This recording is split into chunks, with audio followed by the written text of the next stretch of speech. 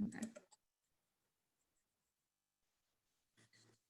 Hi, everyone. Welcome to this month's session of our community stories. This is our sixth event of the year. I'm very excited to be able to come together, albeit remotely, to share all of these amazing stories and just get a small glimpse into the history of some of Durham's historically Black neighborhoods and just the amazing stories they have to share. So thank you for joining us again today.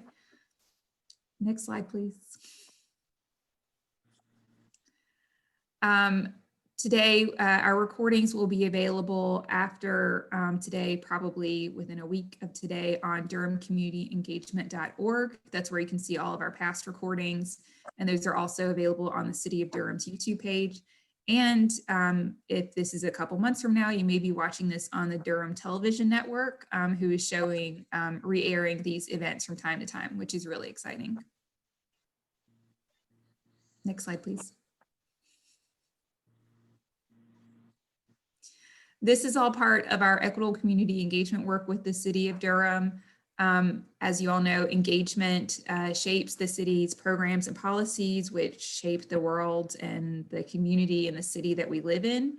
And so the city, especially over the past couple of years, has really taken a concerted effort to improve community engagement by making it more equitable and focusing some of our efforts and attention on communities that have historically and still today are often underrepresented in city decision-making processes. So some of the pieces that we're doing around that are trying to be more holistic about our engagement. So collaborating as departments to talk with you about streets and jobs and tax issues all in one conversation. Also working more with the community to lead engagement. So this especially means resourcing community partners to design and lead their own engagement, because the people who know best how to do engagement are your neighbors and the community leaders that are already very equipped in and around the city.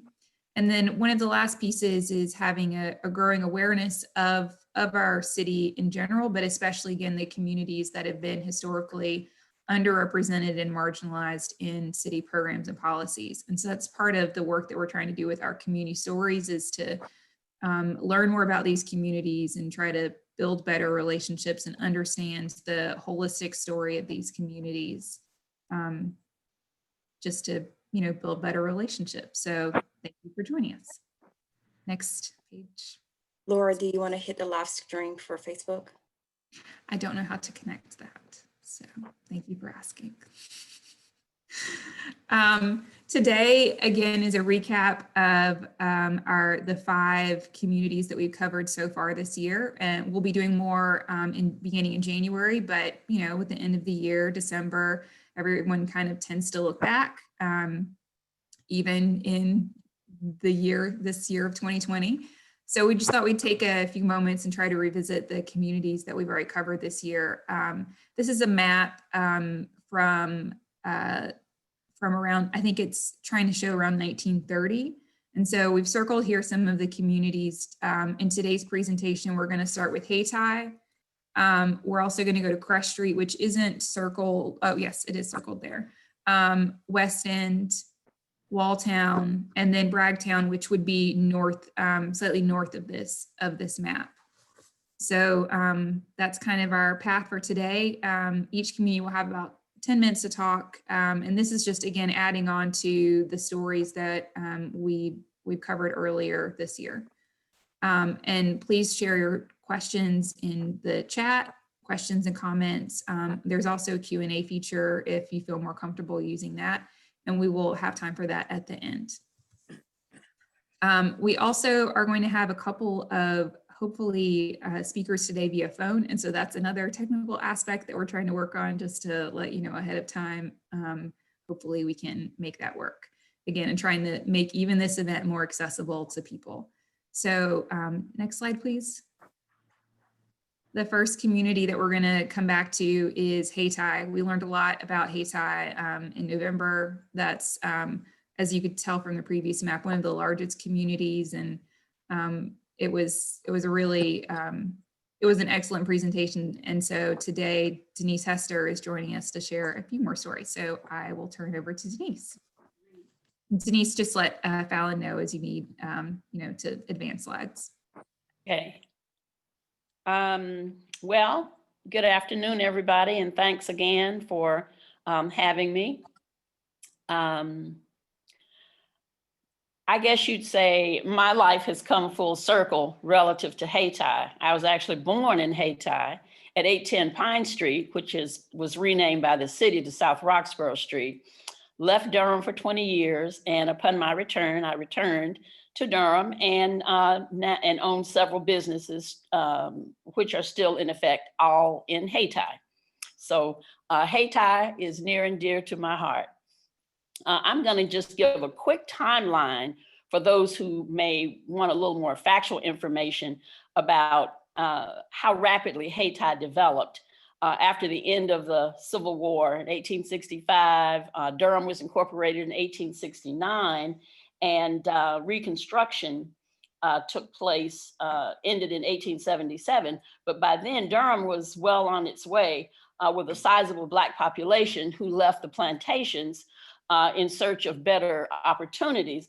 And by the way, all the work that former slaves and free Black people did for free, now they were in a position to earn wages and open businesses for those same skills, which also presented some tension, later resulting in the state of North Carolina and Jim Crow. But before we get there, I want to say that Black people began renting land and then owning land from white landowners such as M.A. Anger, and everybody knows Anger Avenue is named for him.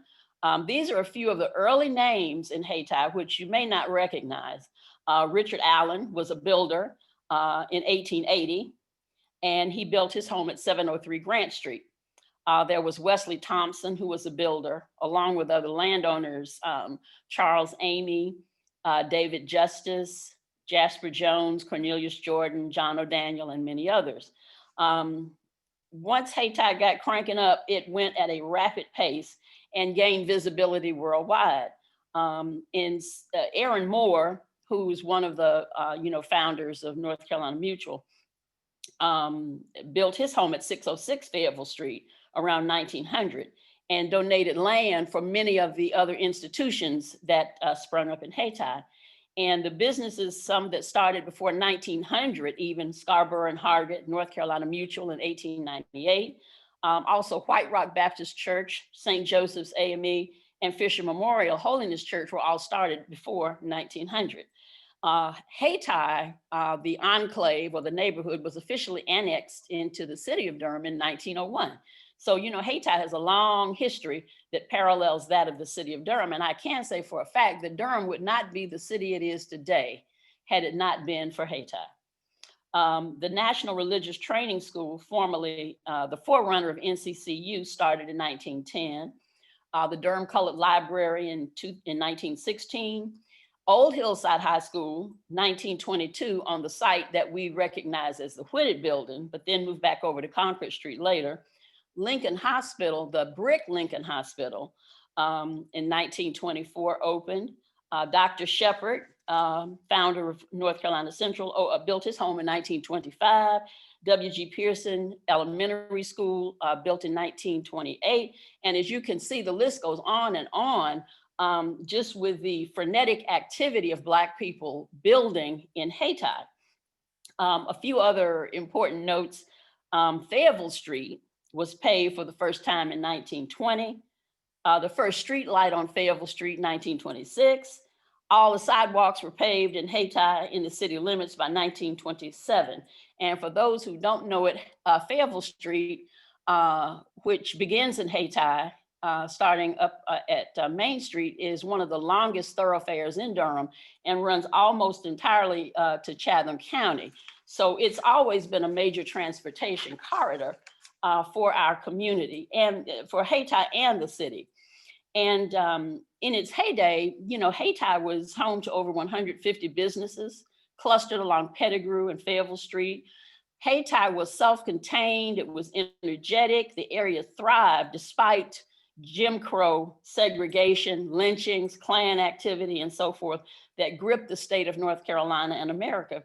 And during this era, African Americans practiced self-help, worked together, solved problems, and created a vibrant district, business district and residential district all our own. And Durham was one of the few cities that had a sizable enough Black population after Reconstruction to have its own business district. Now, the other important thing I want people to know about Hayti is that the money circulated in Hayti several times over and over, but was reinvested back into Hayti. And that's what allowed the area to thrive.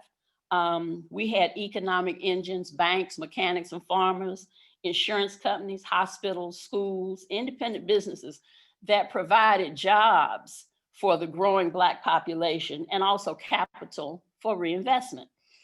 It's interesting to note that in 1898, just to show you the disparity even within the state of North Carolina, that in 1898, Wilmington was suffering the horrendous riot that murdered Black people in the streets. It was called a riot, but it was really a coup against the government. But in that same year in Durham, North Carolina Mutual was founded. Now the slide that's up, that middle picture that you see is back from the 1920s. And you can see the steeple at St. Joseph's Church. That's old St. Joseph's Church in the foreground. And this is if you're looking north toward downtown. So you could see that Hayti was already well developed even in the early 20s. We also had a host of businesses. The slides that are shown, bottom left is Dr. Swift's professional building. Top right, Amy Funeral Home. And the far right picture is Hayti had its own police force. And there's plenty of information about all of these. I'm just going to touch them on it. In the bottom right is Old White Rock Church, which all of these things were, most of these buildings were demolished except for St. Joseph's building and the ABC store, if you can imagine that. Also during this time, Black people had their own self-help organizations. The Durham Business and Professional Chain, which I've been a member of for about 30 years since coming back, was founded in 1937 during the Jim Crow era to promote self-help and economic participation for Black people. You see the Regal Theater there, run by the Logan family, but before there was the Regal, there was the Wonderland Theater and the Rex Theater. The next picture is, I can't remember the name of the cafe. And then bottom left, I think that's a slide from, okay, I see it, read Old Star Cafe.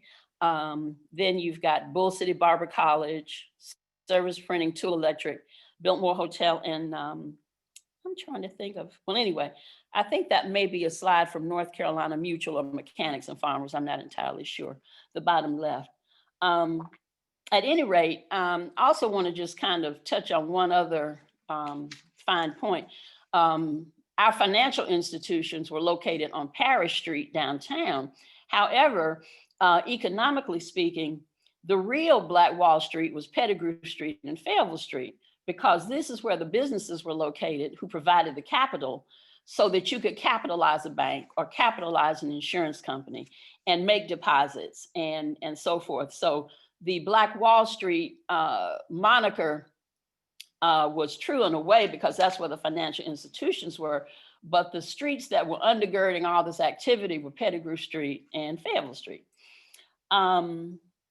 And at its peak, Hayti had over 150 businesses and 600 homes that were packed into a very dense area and provided competition for the mainstream economy, even during the Jim Crow era. I don't know if anybody you can't see this, but I'm just holding up a page from a newspaper published by the Durham Business and Professional chain that lists members in its 1945 directory. And this is only a snippet of it.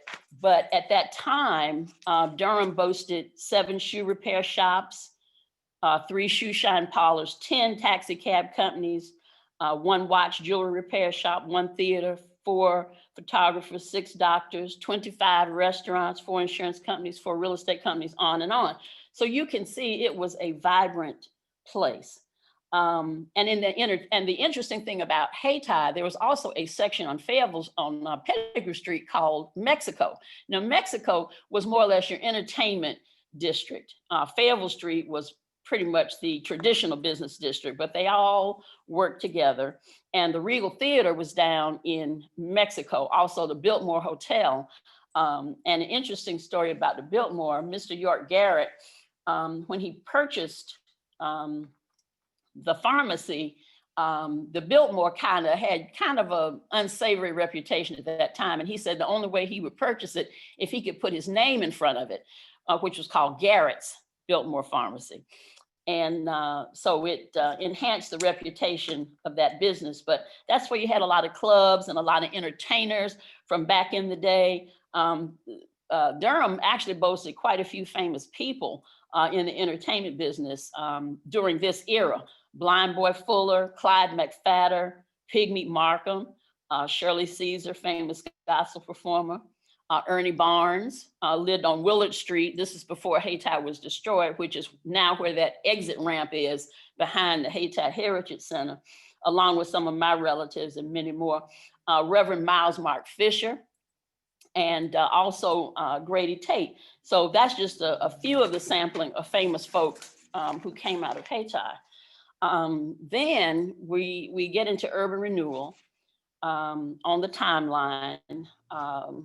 I think the first actual bulldozing occurred starting in the 70s. I had left to go away to school by then. I graduated in 1970 from high school, and there was no demolition at that point. But when I come back home to visit, I saw the decimation and the devastation from urban renewal. And I do want to add that Hayti was actually planned out, I'd say probably 30 years in advance. People probably were, everybody, the everyday citizen was not aware of the sinister effects that resulted from urban renewal.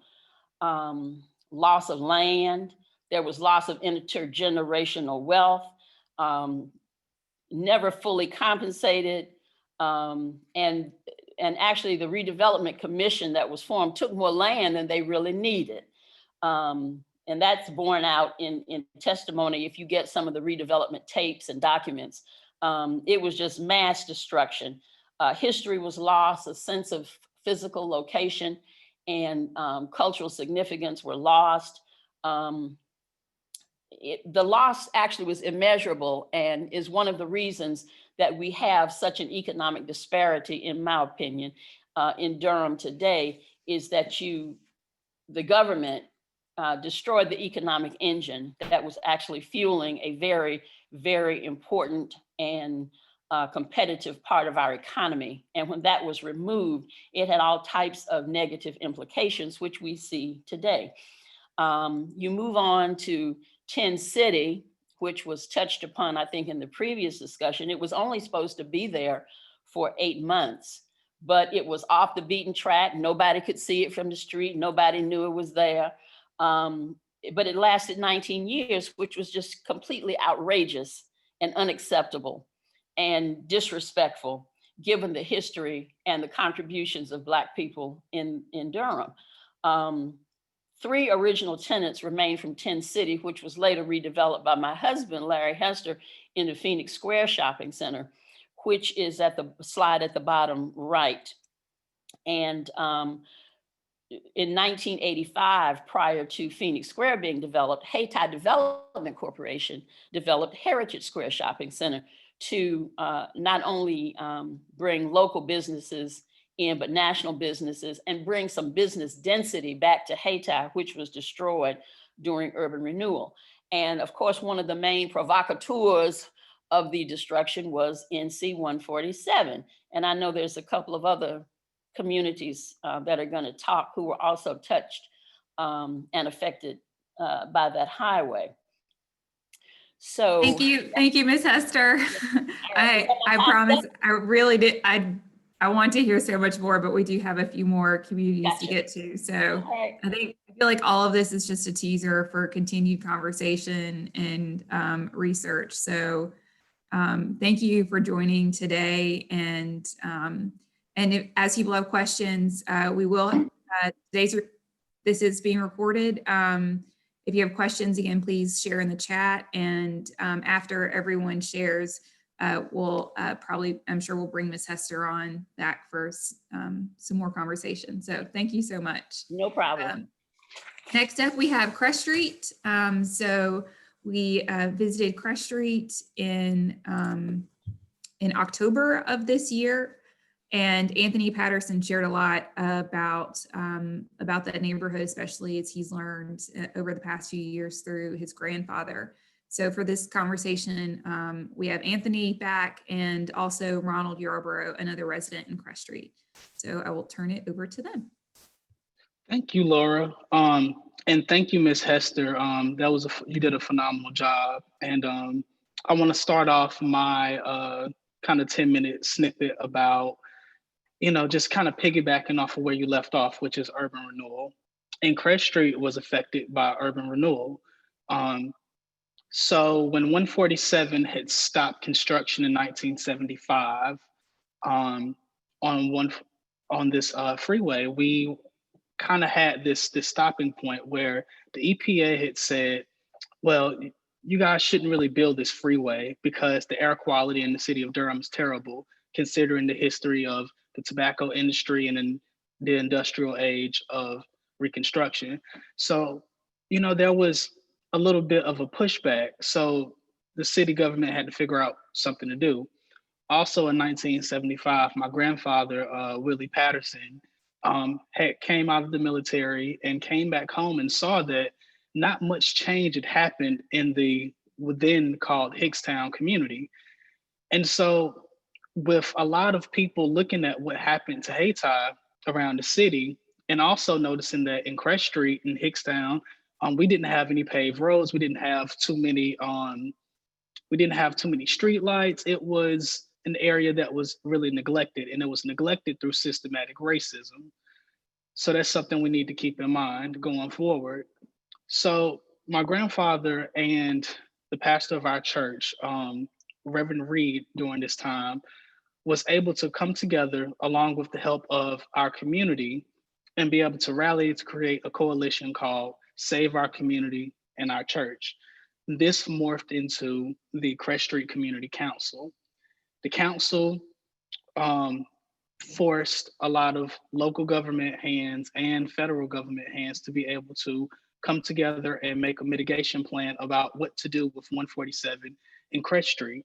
If you look at a redlining map, and if you look at the map that Laura had showed at the beginning of this presentation, you notice that a lot of these neighborhoods are right off of railway systems, off of these railroads, and it's literally life on the other side of the tracks. So it's no coincidence that these highway developers plan to go right through these Black neighborhoods as they were either zoned a certain way or they were treated a certain way because of systematic racism. And so my grandfather and Reverend Reed noticed this, and a lot of people also just understood this, but they were able to file a administrative complaint that was saying that Title VI of the Civil Rights Act of '64 was violated, racial discrimination on 147. And so with a mitigation plan that was a settlement of about $10 million, helped to put infrastructure in our community, but it was also taking houses from one part of our original neighborhood borders into a part of the neighborhood that we honestly did not utilize as much. So there was a lot of houses moved and restructured and a brand new community was formed. One thing I want to mention is that the photo that's up right now, this was one of the original structures in the neighborhood. This was Hickstown Elementary School. This photo comes out of the 60s, early 60s, probably late 50s. And so this was a neighborhood institution that we had, and a lot of people of a generation before my mother had an opportunity to go to the former school, which was a wooden structure. But by the time that the city had built this structure, not many people were able to use this building. Why? Because the city started busing kids all over the place, and particularly to EK Elementary School for Crest Street. It was, my mom said that she went to EK I went to EK, and I would have loved to go to Hickstown Elementary School, especially now that this building is named after my grandfather, but it's been repurposed. A couple of other notes is that while there were mitigation plans being created and being agreed upon and back and forth legal matters happening, Duke purchased this building and used it for storage. We're still unclear about what they were storing in this building. And throughout the mitigation planning sessions, my grandfather told me that funds from the settlement were used to purchase it to gain ownership back over the building. So now this building is the W.I. Patterson Center. It's also a home for the elderly. Let's go to the next slide. And so you see my grandfather over here in this hat, in the white shirt and tan pants. He basically wears the same thing now. And it's this building, but it's not named yet. And as you can see, there's starting to be some type of just trying to get the building to look a little bit more updated. And so let's go to the next slide. Now you see that it's named the W.I. Patterson Center.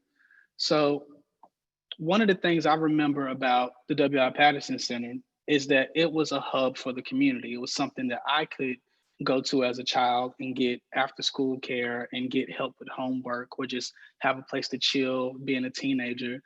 But this building, once again, has sat vacant for years. The last time that I went in this building was to vote. And that's basically the only time that I see the inside of this building. And it saddens me, and it also irritates me, and it makes me wonder, like, what can we do to be able to reopen this center? I mean, this is a hub of the community, and it's something that my friend Ronald Yarborough could also speak to. It's something that growing up in Crest Street, growing up in Hickstown, it was something that we could all look forward to, especially with the type of people that were employed and working with Durham Parks and Rec, to be able to just have a place to be. Ronald, you want to speak on that? Yes, I'm Ronald Yarborough.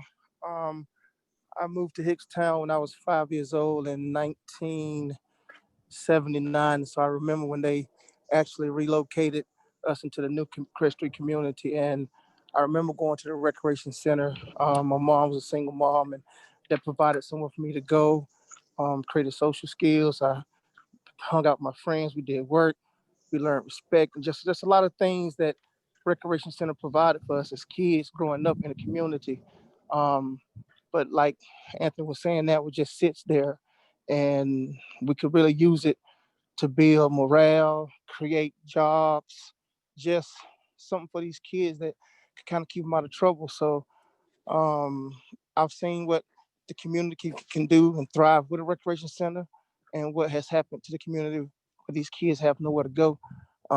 But I just want to give it back over to Anthony so he can continue to elaborate on what our main focus is.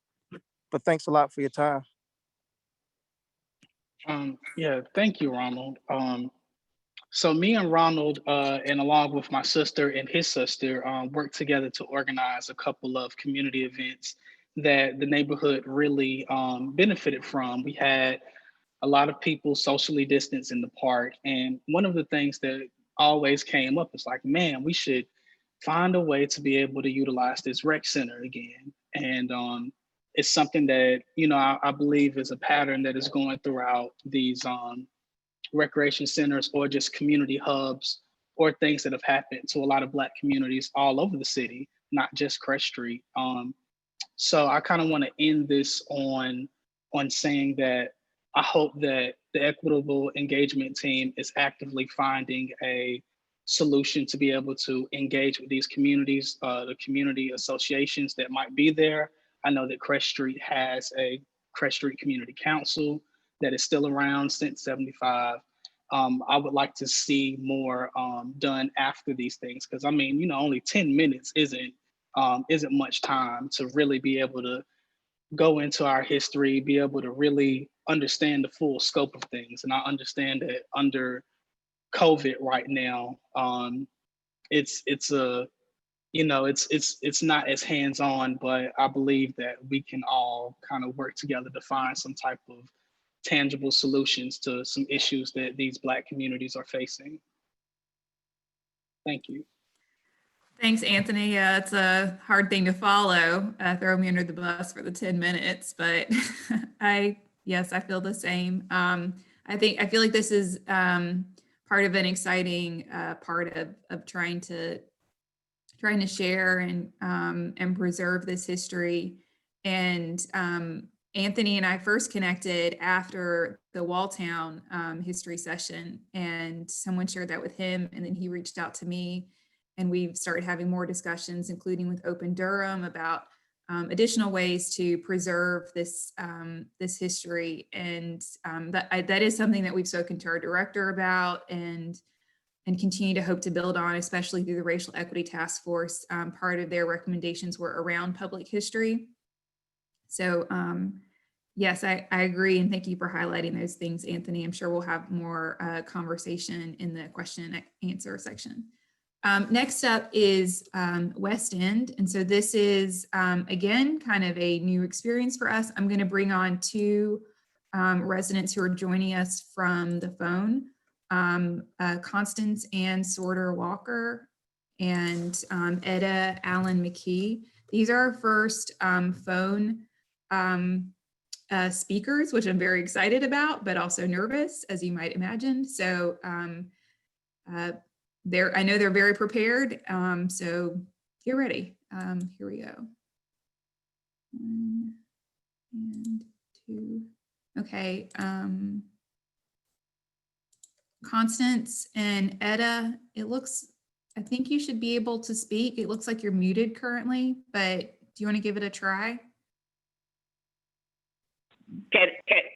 Yes. Can you hear me now? Yes, I hear you. Okay, I'm first. Hello to everyone. I am Constance Ann Sorter Walker, and I'm going to give you a brief look at growing up on the West End in Durham, North Carolina. I was born in the early 40s and lived at 1016 Kent Street for over 50 years in an all-Black community known as the West End. This section of Durham covered streets from Lakewood Avenue to Chapel Hill Street on two sides, and Maplewood Avenue, now Chapel Hill Road, to Carroll Street on the other two sides. We attended segregated schools for our education. First at Lyon Park Elementary School on Halley Street, which is now a community center. My class was the first to leave Lyon Park after the 6th grade to attend Whitted Junior High School on Umstead Street for 7th, 8th, and 9th grades. Whitted is now a senior living center and a pre-K 4 center. What I remember most is the great teachers, the good home-cooked cafeteria food, my 8th grade girls basketball championship title, and being editor of the Whitted newspaper. Also, we had to pay book rent for our books, lunch money for our lunch, and we had to buy bus tickets, 5 for $1, to ride the city bus to Whitted. I attended Morton Avenue Baptist Church from the age of 4 years, and I am still active today. Children in our neighborhood loved Sunday because you had the opportunity to spend all day with your friends.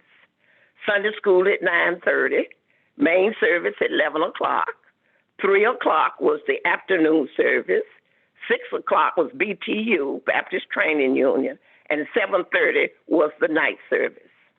The church's annual picnic each summer was held at Chavers Park for Blacks in Raleigh, North Carolina. Our neighborhood had many children, and we had lots of friends to play with. Rules were understood by all children in the neighborhood.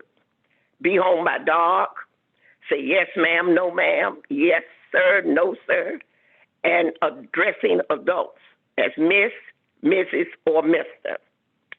Many homes were built by Black families. Most all the streets were eventually paved, and outdoor bathrooms were added to the back of all apartments. We had everything we needed in the community, so there was no reason for us to leave to go anywhere except to the movies downtown at the Center Theater and the Carolina Theater, upstairs sections for Blacks. We entertained ourselves with games like hopscotch, jack rocks, jump rope, cards, Chinese checkers, and most of all, skating. Many summers as a child, I wrote, directed, and presented plays for the neighborhood's entertainment. We attended the summer camp at the Lyon Park Playground for free, where we went to Hillside Swimming Pool once a week. The high school for Black city students was Hillside High School on Concord, now located on Fayetteville Street, where I attended the 10th, 11th, and 12th grades. After graduation, those of us attending NCC, now NCCU, participated in the civil rights protest marches and boycotts. What I remember most is when I was arrested and spent a night in jail after the Howard Johnson ice cream store protest on Highway 15501 across from South Square Mall. I also remember seeing Dr. Martin Luther King Jr. in person when he spoke at NCC, and seeing Malcolm X in person when he came to speak at Page's Auditorium on Roxborough Street.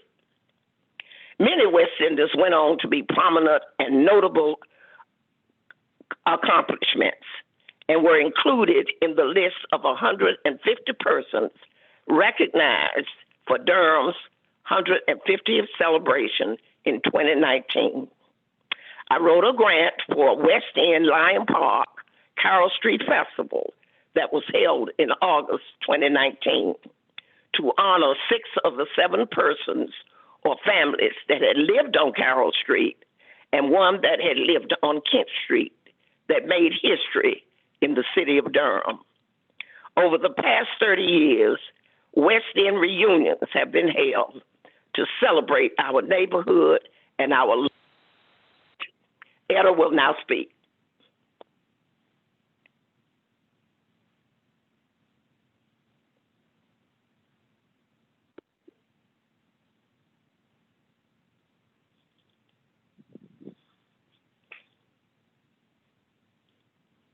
Is Etta on?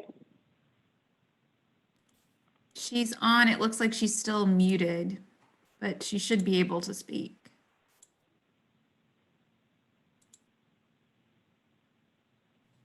Try *6 to unmute.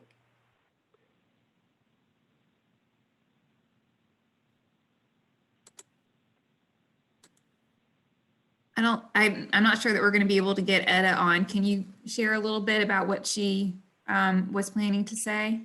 She was going to tell about, add to what I've said, telling about the history Here she is. and how it is now. Is she on now? Hi, Etta. She's unmuted. Can you tell her to speak? Etta, She may not understand that she's unmuted. Etta, you should be able to speak now. Okay. I think, Constantine, I think you might have to just keep going. Okay. She was going to tell about the diversity in the neighborhood now from an all-Black neighborhood and the advances that have come about because of the walking distance of the West End and Carol Street, where she lives, still lives, to downtown Durham, and how it is so attractive now to those that are coming from out of town and the professionals that are coming into the city of Durham. So therefore, the houses that I spoke about that were built by the Black families is being bought up, remodeled, and are torn down, and houses now run from $200,000 up to $500,000. And the few families that are left, and she is one of them, the property where I was born and raised is still my property, so it is still there. But there are very few of those homes that are left that the Blacks bought because of the lucrative offers that are being made to purchase them by the investors. There are almost no children left on the West End now. She was going to speak about the program that she directed for the Center for Document. Etta, are you on? Yes. Okay, go ahead on. You can take over now. They couldn't. They were waiting. Okay. All right. I have lived in the West End community all my life, and I went to Lyon Park with it and graduated from Hillside High School. There are lots of good times here on the West End. We had everything we needed, such as grocery stores, clothing stores, drug stores, and five and dime stores, cleaners, and gas stations. So Ann was right about us. We only had to leave the West End for one or two things. We also had our own beauty parlor and barber shop. Plus, we had our own shoe shop. For fun besides church groups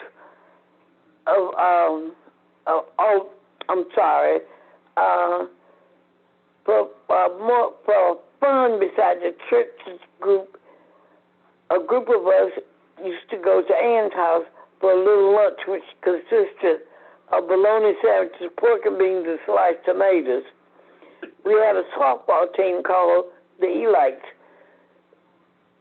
The Elites played at Lyon Park and Hillside Park, and there was all of us attended it.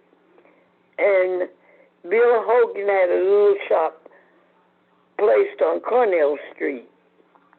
We called it Hogan. The teenagers used to meet there for ice cream, sodas, and to dance to the jukebox.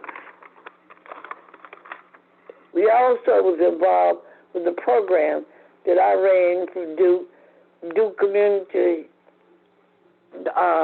Center for Documentary Studies. We had a project called Community Stories where we interviewed the people in the community, plus we had people who grew up in the community to speak to the children, and we wrote 3 books. A lot of the kids participated. We introduced them to the book Proud Shoes, written by Paula Murray.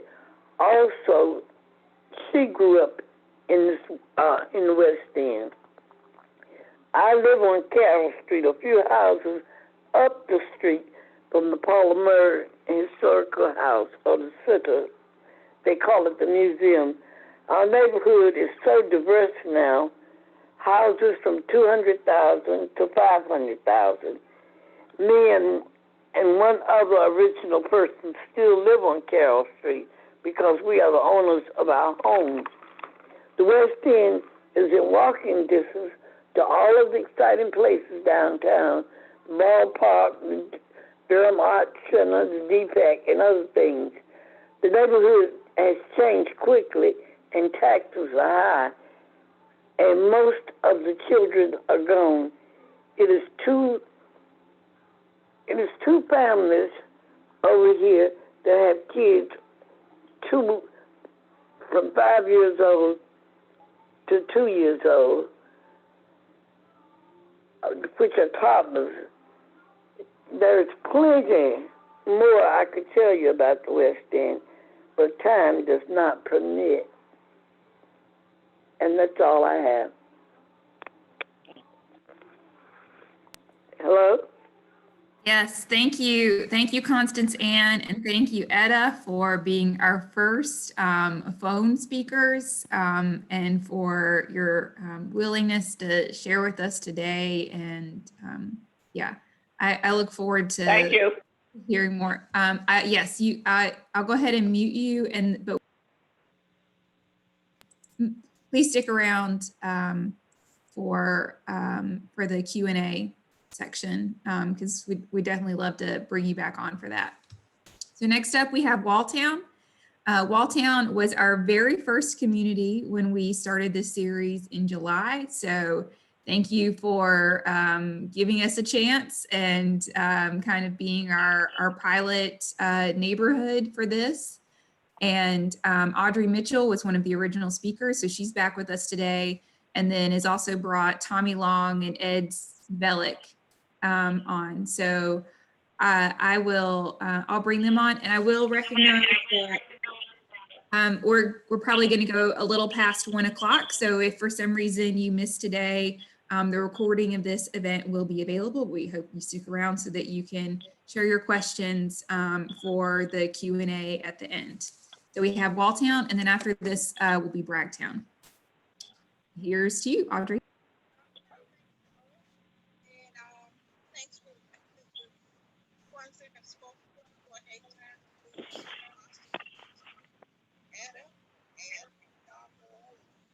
Yes.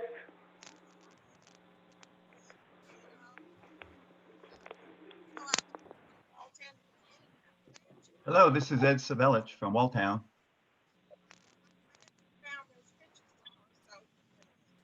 Audrey, your audio is still very difficult right now. But Tommy, I think your slides are up first. If you'd like to speak, you might have to unmute yourself. There we go. Hello. Yes. Hello. My name is Tommy Hawk Long. I'm a product of the Walltown tradition, the Walltown family being raised by a village.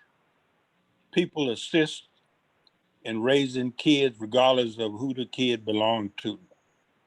And I still live by some of the values and principles that I gained from back in the day.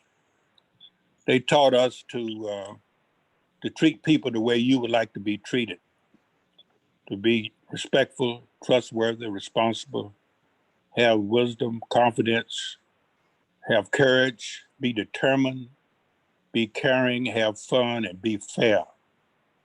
We was raised in a resourceful community with a variety of experiences.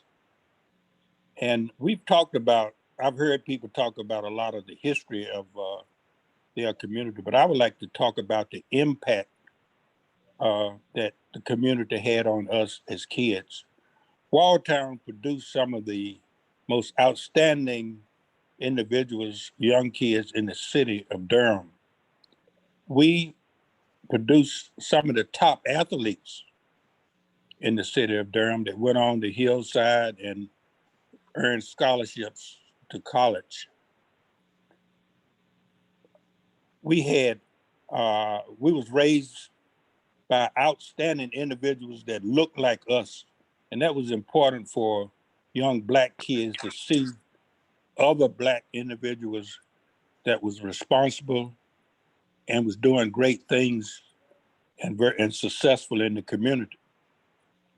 One of the top athletes that we had was a young man named Joseph Nudie Mcgill. I think he was probably the best all-around athlete that ever came out of Durham, and that some people might, dispute that. But I would like to say that I gained a great deal of knowledge towards moving me forward in life to be successful as an athlete, an author, and a community leader. I was raised by a single parent, and I lived on 4th Street, which is now Berkeley Street, in the 1000 block. And at that time, the 1000 block might have been the worst block amongst the 4 streets and 4 blocks in Walltown. The streets was named by numbers: 2nd Street, 3rd Street, 4th Street, and 5th Street. I wrote a book called 4 Streets and 4 Blocks about, my upbringing in the Walltown community within those 4 streets. We had outstanding people that looked like us, that took time to invest time in us. For an example, we had Willie Brashaw, who was he was the coach. We call him Coach Willie Brashaw, a well-respected coach and athlete back in the day, and they worked for the Durham Recreation Department. We also had Betty Jean Brandon, was an outstanding person that helped the kids and taught us a great deal. We had Reverend Holloway, Reverend Bass, that spent a lot of time with other people's kids, taking us and introducing us to things that perhaps we would not had the chance to get involved in.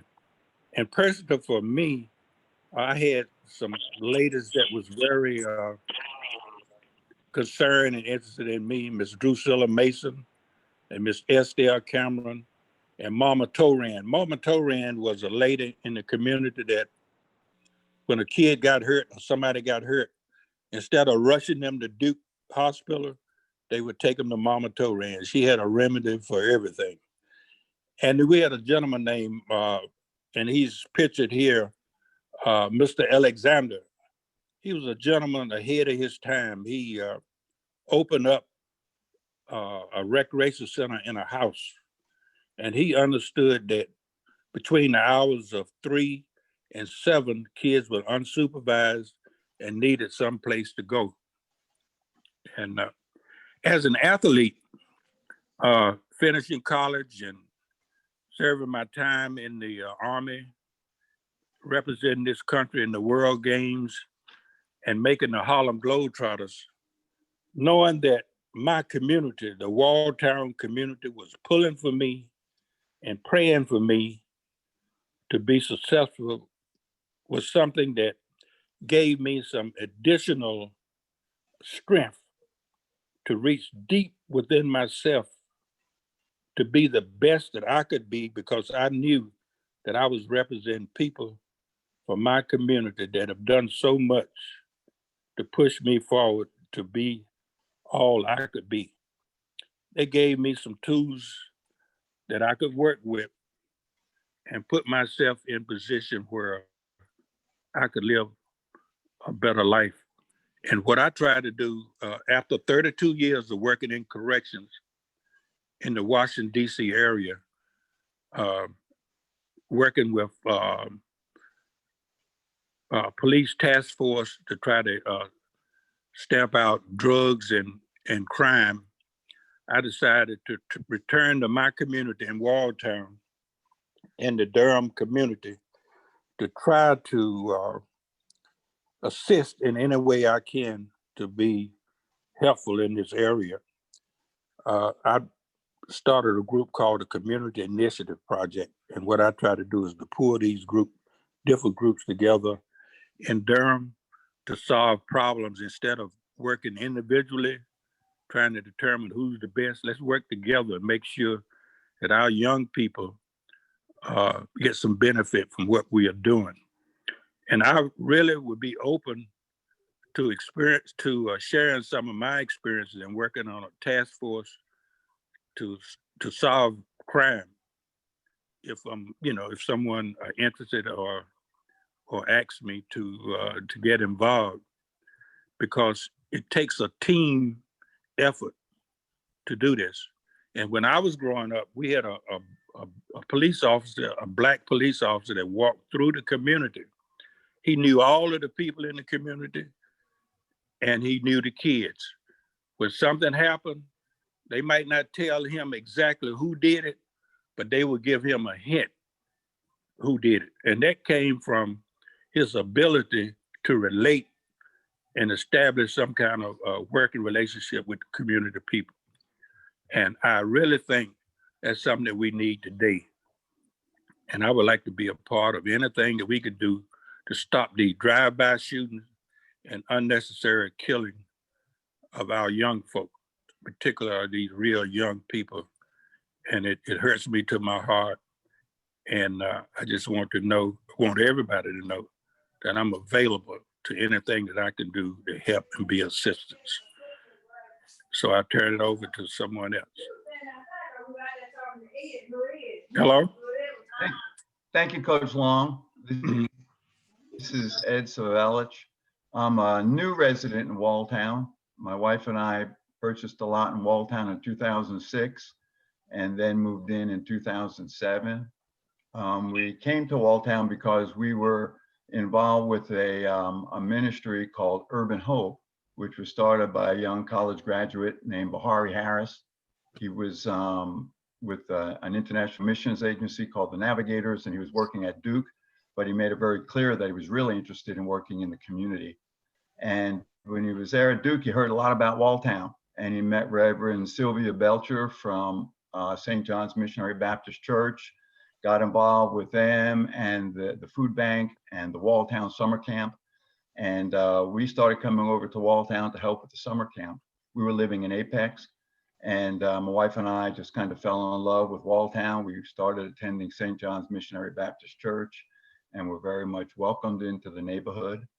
So when we moved in 2007, Walltown had been changing. The Self-Help Credit Union, which started building and remodeling houses for low and first-time home buyers in Durham.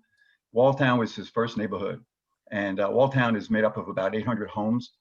And they had purchased about 80 properties from a landlord who had died. They were all rentals. His children did not want to maintain them, so they sold all 80 homes to Self-Help for $12,000 a piece around the year 2000. And so they had started redeveloping houses in Walltown. And so, you know, the objective was to help long-term renters in Walltown become homeowners. And they were doing that, but also people that qualified for those homes were graduate students at Duke who had, you know, temporarily had a low income. So they met the requirements. And since Walltown is neighborhood butts right up against Duke East campus, it was a perfect place for Duke grad students. And so they started buying up the self-help houses. And that really started the movement of gentrification. So when my wife and I moved in 2007, it was still very, very predominantly African-American neighborhood. You know, if you saw the kids standing on the street corner waiting for the buses, you know, if there was 10 kids, there would be 8 African-American students and 2 Latinos. And, but things have really changed over the years. All those, most of the houses that have been rentals have now been bought out, you know, by developers who either remodeled them and are now renting them to Duke students, or they've torn them down and are building big houses. I know the lady from Crest Street or from West End said houses there are now between $200,000 and $500,000. Here in Walltown now, the cost of housing, if you're going to buy one of the new houses, is between $500,000 and $1 million. We can't believe it, but we had our first $1 million house purchased a couple months ago on Onslow Street. So again, you know, it's a perfect location. If you're working at Duke, you know, you can walk to East Campus and then take the shuttle wherever you want to go. So it's a very, very desirable neighborhood. You know, my wife and I, we moved in to be involved in the neighborhood, you know, but we actually contributed to gentrification. That's what, and that was kind of one of the unintended consequences of self-help, you know, quote, upgrading the housing stock. But as Coach Long said, Walltown has a long, proud history of athletes. And when we moved in, we heard a lot about Coach Willie Bradshaw, about Coach Long, and about Coach Calvin, who coached the baseball teams. You talk to the old folks from Walltown, they're very, very proud of their baseball team. And some of the young men from the neighborhood that, you know, went into the professional minor leagues. And when I moved in, I kind of restarted the neighborhood basketball program. So I'm now known as Coach Ed in the neighborhood. So we're continuing that tradition of athleticism here in Walltown. So, Walltown has changed. It's predominantly young white couples now. And so we don't see very many African-American youth in Walltown, but a lot of young white families. And Urban Hope actually started out, built a house here in Walltown to be used as a youth center. And we named it after Jalen Alexander. And we call it the Alexander House, 1105 Berkeley Street. And it's been used Thank you, for Mr. tutoring, Svelik. mentoring programs. Thank you. Thank you, Mr. Svelik. We might have some time to come back to you during the Q&A, but we have to get to the last community for today, Bragtown. Again, we have Ms. Vanessa Mason-Evans joining us and Ms. Constance Wright again.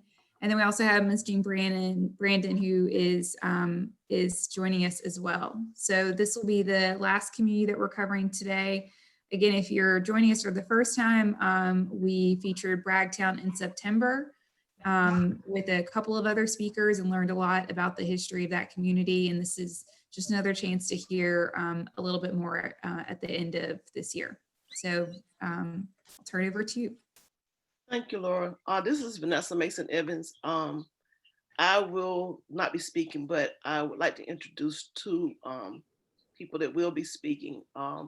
Miss Devine will not be able to be on the call today, which is one of our wonderful matriarchs of Bragtown, but Constance will be speaking in her place. Constance Wright, which is the vice chair of the Bragtown Community Association. And Miss Jean, who was another matriarch of Bragtown, will be speaking first. I just need a second to turn her mic and camera on, so just give me.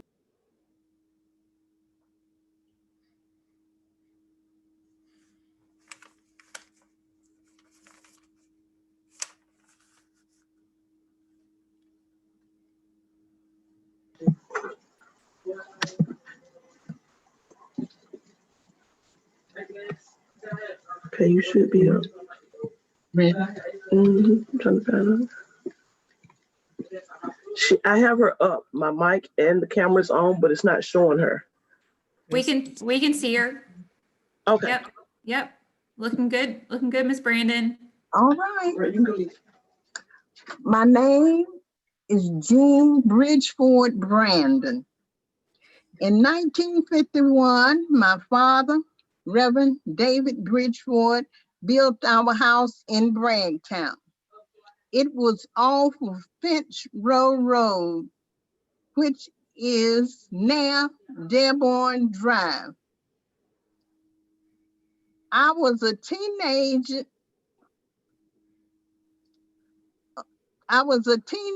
then and did not want to go to the country. A railroad track ran across Dearborn Drive, which people from Stagville would ride the train to Durham to shop.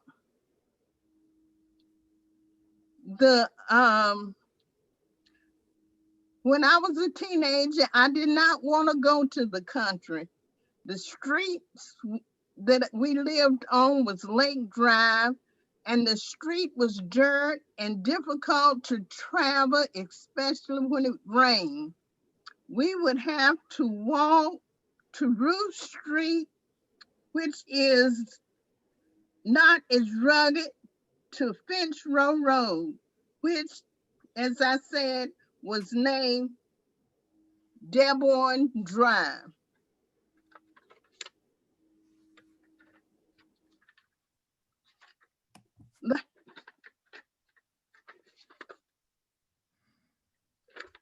Lakeview became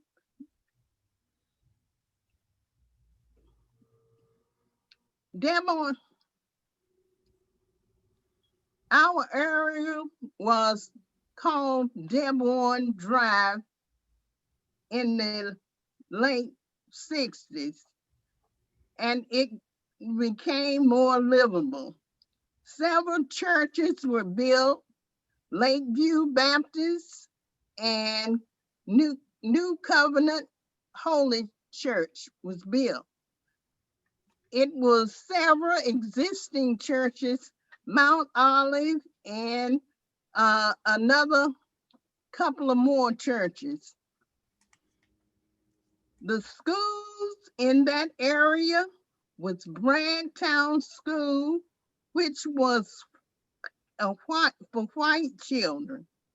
Black children went to Merrickmore by bus. Lakeview School was built in the 60s for Black children in elementary school. I got married and moved away from Bragtown for a while, then moved back to Bragtown. A contractor named Bobby Roberts built houses on Forster Street, Thelma Street, and Ada Street in the late 50s and 60s. And the Oxford Manor project was built. A men's club was formed in a house on Dearborn in the late 60s, which became the Bragtown Library. My children worked in the library around the 70s after school. Taylor Mason, which was Vanessa Evans' father, opened a store on the corner of Dearborn and Morton Street. My sons helped his sister, Rose Mason, work in the store. The Williams ran a store on the top of the hill. Some of them living in the area was the Williams, the Taylors, the Masons, the Privettes, who owned a little store. Beulah Bryant, the Bobbitts, Holmans, Harts, Pollards, Cates, Whites, Peaks, and Lilybell Harvin, and Stanfields and Camerons, just to name a few of them. They are all deceased now. The area has improved. Sidewalks have been made with a park, a bus line, and we are improving. And that's all I have to say. Thank you. Thank you, Ms. Jean. I appreciate you. I will now turn it over to Constance Wright, who will be speaking in honor of Ms. Emma Devine. And if y'all can, please keep Ms. Emma Devine in your prayers because her sister-in-law passed this morning at 7 o'clock. Yes, thank you, Vanessa. Yes, my name is Constance Wright, and I will be speaking on behalf of Miss Emma Devine. Miss Devine is an 83-year-old beautiful lady. She was born and raised on Hamlin Road. Although Hamlin Road is not considered a part of Bragtown, her ties are still strong in Bragtown because she went to school at Mill Grove School, which was built in 1924, although she wasn't born then, but still it was, and then she later transferred to Merrickmore. Her family on Hamlin Road, they farmed. They raised crops, they raised food, they raised tobacco, they had chickens, they farmed. Her mother made her clothes, made all the children's clothes. She's the oldest of, I believe she said 6 children. And so her parents were very hardworking. They did a lot of bartering back then. Her father, Mr. Bailey, he used to barter with Mr. Swans, who are now, the area is Swans Mill. That was a farm. There was a lot of farmland out this way. And he bartered with Mr. swans for wheat, and he traded wheat for flour with Mr. Swans.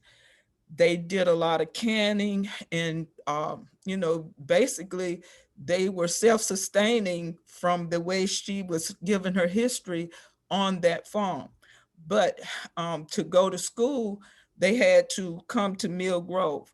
Well, before the 1930s, Mill Grove, the people that had to go, they had to walk there. She was fortunate enough to be able to ride the bus because the people that the Black people just wanted to build new high schools, build new schools for their kids closer to their homes. Because if you know where Hamlin Road is compared to Roxborough Road in Durham, that's a long, long way to walk to go to school. They used to frequent convenience stores. There was a convenience store right there where Captain D's is on Denfield, right there at the corner of Denfield and Roxborough. They went there to, buy their candy and all. And then she would walk from her house, her and her sisters and brothers would walk from her house on Hamlin Road on the weekends to go to walk to church, where Church's Chicken is. That was a convenience store also. They would walk there, and to show you the ties and how strong Hayti was, they would catch the bus to go to Hayti. She said her father would give them a quarter apiece. And if you can imagine that, they would ride the bus to Hayti. There was a hot dog stand in Hayti on Pettigrew Street that sold hot dogs. They would buy 3 hot dogs because it would be 3 of them going to the movies. They would go to the Regal Theater. It would be 3 of them. So they would buy 3 hot dogs for 10 cents. Okay, so that was 3. Then they would go into the movies. One would buy popcorn, one would buy the candy, sodas. That's how they worked together to spread their money and to have fun like that. Her father would come pick them up from the movies to bring them back home. They didn't have to catch the bus back home. But it's just thinking about the times back then and how our elders, had to survive and what they did for fun. She said that her father would grow tobacco. They would go to town to sell the tobacco. That's how they made their money. So that was a common thing back then too. So that is the story of Miss Devine. She has been living here now. She stays in Kerwood, which is right off of Henson Drive. And she's been living out here since Kerwood was built. So she still has very strong ties to Bragtown as far as being here in the inner part of Bragtown. But that is the history of Miss Devine. And she's very active in the community also. She's very active. So I'll turn it back to Vanessa.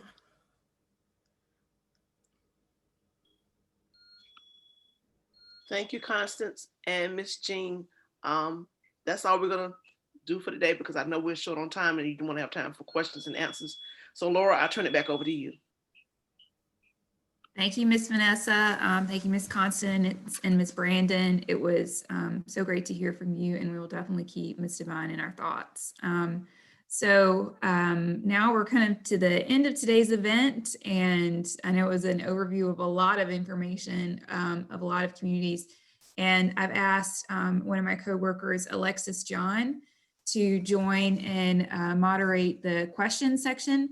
So again, we'll probably try to stick to about 10 minutes because we're coming up on an hour and a half for this, and I want to respect everyone's time. But if you have questions, please share them in the chat, and we'll try to get to some of them today. We may not get to all of them because we have a lot of people to chime in on the questions that we do have. And to Ms. Constance Ann and Ms. Etta that are on the phone, I will make sure that you can talk. So if you're not already unmuted, if there are questions that you would like to respond to, you should be able to do that. Turn it over to you, Alexis. Thank you. I am just so excited to be here and continue to listen to the history of Durham. As one of many African Americans here in Durham, how do we take on this torch from you all and continue to ensure the rich African American history lives on?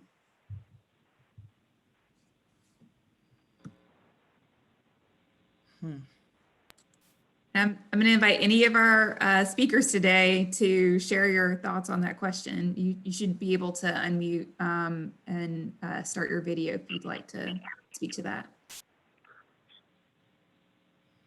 I would like to just say something. To pick up the torch is to get involved, to, go to meetings, to listen and find out what's happening in your particular community. I find with us as African Americans, we sort of sit back and wait to see what happens next, which is, it's just not a good thing. It's not, we need to be more proactive. So, bringing your ideas, engaging people, trying to get your community to be involved. I mean, to me personally, I just feel like that is a part of why our areas are being so gentrified. And I know it's systemic racism, I know that, but I just feel that there are more things if we all pull together that we can do, instead of sitting back waiting for somebody else to do it for us. It's just my opinion.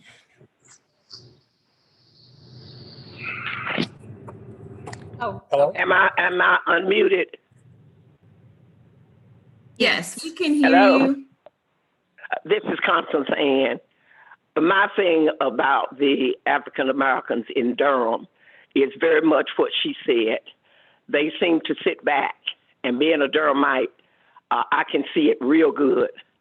What we need to do is we've got to tell the story. We've got to tell our young people where they've come from so that they can see where they need to go. And we do it by things which you are doing today in this program. We have got to tell the story of the history of the African Americans in Durham, not just in February for Black History Month. We got to tell it all the time, and we're not doing that. Our young people do not have any idea of what we went through when we lived in segregation. Just like we had to learn about the slaves, they need to learn about us. One of the ways that I tackled that was at the festival last year with the help of Barbara Lau and Mamie Webb Bledsoe.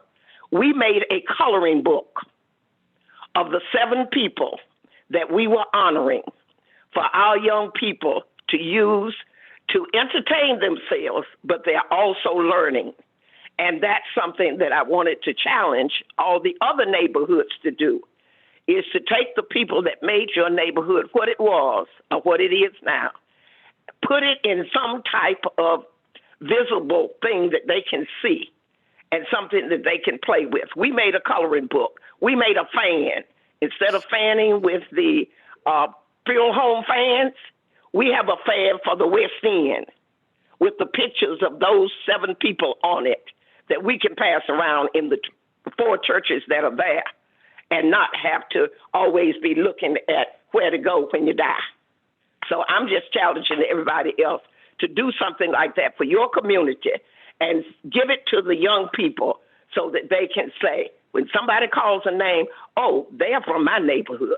They were from my neighborhood. Right now, they don't know it. Some of them don't even know where their parents lived when they were in Durham growing up. I have a comment. I do take a slight exception to the statement that nobody's doing anything. And I urge all of the panelists and their various neighborhoods to get involved with the planning process for the city and the county of Durham, which are all fairly neighborhood oriented. They're called small area plans. In 2005, which was 15 years ago, a little over 15 years ago, our neighborhood group, which is called the Fayetteville Street Planning Group, which is still in existence, and you can Google us. We created our own neighborhood plan, small area plan, and it's patterned after the city's large comprehensive plan. And we had hundreds of neighbors, businesses, churches, and other interested citizens involving in creating this plan. And it outlines a future vision for our community based on our particular experiences and the challenges that we saw ahead. We presented our plan, we bound it, copied it, presented it to the Planning Commission, and we presented it to the Durham City Council at that time in 2005. It covered everything from public safety, appearance, land use, zoning, recreation, parks, all of the, they call it elements in planning language that affect a community: economic development, housing. It's quite comprehensive and extensive. It's over 100 pages. I urge everyone who has a computer to Google it, and you can see what we produced. And we not only did we produce it, our community also started implementing various areas of the plan in terms of resources, making investments in the community, and also community responsibility for our own communities as well. So we did that, and that document guided a lot of our initiatives in terms of not only public action, but also private investment into communities, which we need in order to stay healthy. It's called the Fayetteville Street Neighborhood Master Plan. Thank you, Ms. Hester. Would anyone else like to share?